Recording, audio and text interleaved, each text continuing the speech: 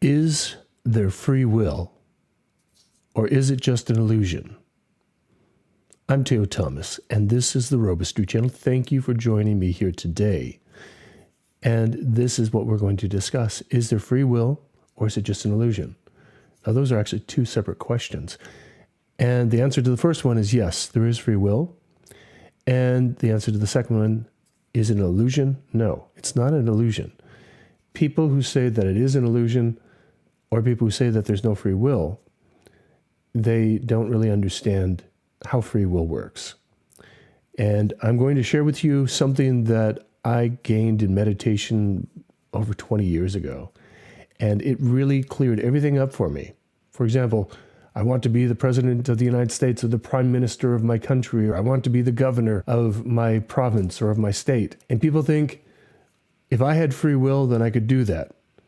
And I'm going to show you here a very simple example. I call it the coloring book example.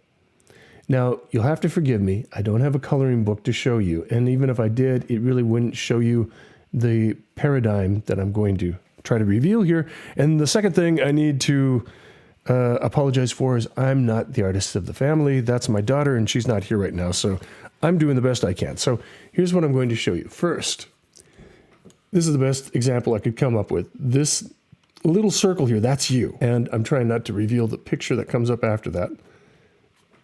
And you have two choices. Now, you might have 3 choices. You might have 10 choices. That's not what matters. What matters is we're simplifying this. You have 2 choices. So what are the 2 choices? You can choose to be person A here on the top, who's happy and arms are going up and they look like they're dancing. Or you can be person B here, who's either unhappy or angry or depressed. Their arms are going down and they're not enjoying life. Okay, so here, person A, I wrote enjoy experience, meaning like enjoy the experience of life, enjoy whatever's happening in life. They're grateful. They're going to have a positive attitude no matter what. The second one here, this is, I can't read it. Oh, visit a friend.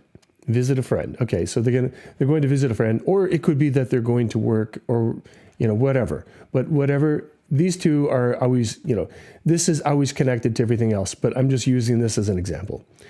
And then the last one here is that they could choose to study. And these are just some generic examples that I'm coming up with, because you will see how they branch out and branch out and branch out and become bigger experiences. So person B here, who's not a happy camper, they could choose to go to work.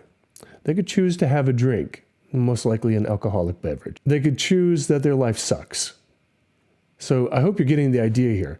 The difference, you have choices. And I'll explain this in more detail after I draw this out just a little bit further, because I want to give you a really good example on what I learned in that meditation. And in the meditation, it's like I was standing with, you might call it an angel. It was a being of light.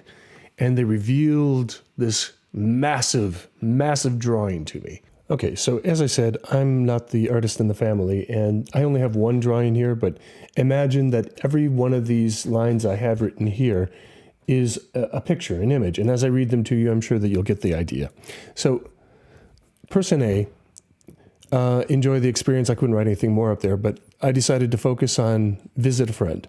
So the person A goes to visit a friend, and then they decide, they're going to go to a pub.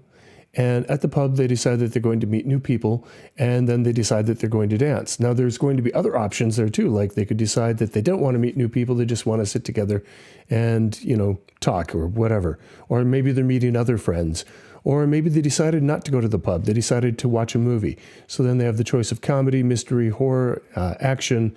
And then what happens after that? Do they spend the night at the friend's house? Did the friend come over to their house? Does their night end in an argument? There's many, many options. Or another option, I just threw this out there, meditate together, which I know this is probably impossible to read from your perspective, but I know that might sound strange to many people, but I've done this with friends of the opposite sex, and it can either strengthen the friendship, you could get bored, or there might be some flirtation going on there, which could lead to a relationship.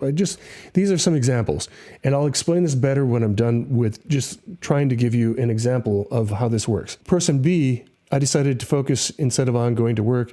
They decided to have a drink. They could go to the pub, meet the crew, and then have a fight with a new person. And that new person could be one of the people up here, when either person A or their friend, they could decide to get drunk, visit the pub alone, and get into an argument with somebody. Or they could dwell in self-pity. Or they could go down to my life sucks and find everything wrong with life and keep that, playing out in their head. Or they could talk trash to someone else or to themselves. Or they could decide to just be alone and wallow in their self-pity. So the way that this works, and this is what I saw in my meditation, everything, every possibility, every option in your life, every choice you could ever make, every one that is available to you has already been laid out. It's like a coloring book. And that's the analogy that I like to use. Because all the options that are available to you in your life are laid out from beginning to end. And all you have to do is make your choices within those parameters. And things that are not within the parameters of what's allowed for you are not in the coloring book, and it will not be allowed. And you could try to force yourself into that situation, and it will backfire. It will rebound horribly bad. And what you do is you bring your consciousness, you bring your awareness into the situation, you make the choices. Do I go to the right? Do I go to the left? That's just a simple analogy of what every choice is. And again, you could have up to 10 different choices, but you can only make the choices that are available to you. And there will be choices that are not available, and you wonder, why can't I do that? Why can't I do that? Why couldn't I be a professional basketball player? I'm tall, but maybe you don't have the talent. Maybe you're not tall enough. Maybe you just don't have the burning desire that it takes. And the same as with being a musician, an actor, a accountant, a doctor, a programmer. And I can say that one from experience because I burnt out and I couldn't figure out why I couldn't get back into it for years. Something switches off and I don't know why. Maybe it's just not now. Maybe later on. Again, you don't have any control over the timeline. You are the color. Your consciousness is the color that goes in. When you make a choice, you fill in that scene with color, and that color is you. It's your consciousness, it's your awareness, it's your personality. And it's the choices that you'll make based on that, from that moment forward. But when you make that choice, you've closed off all the other options. You've closed off the other choices that may have been there at that time. So you get involved with a particular person, and you're committed to them. And whether or not you're married, if you're honest and you're truly committed to that person, you might meet other people along the way. They might be very attractive in some ways. Maybe they even have that magic and they cause you to tingle and to lose control of your focus. But if you're faithful and you made that choice and you truly made that choice, the door is closed off to these other options.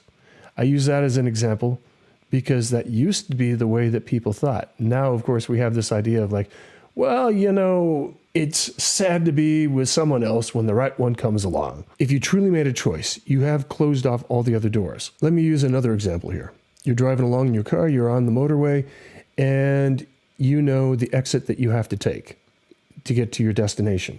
You either take that exit or you miss it, and you have to go on to another exit. And you go on to that other exit, and now you end up taking a scenic tour to get to your destination. Maybe it's a shorter, probably will be longer. Is it going to be more interesting? Maybe. Maybe it's not. Maybe it'll even be more dangerous. Who knows? But because you missed your first exit, that one is closed off to you. You can't stop on the motorway, turn around and go back.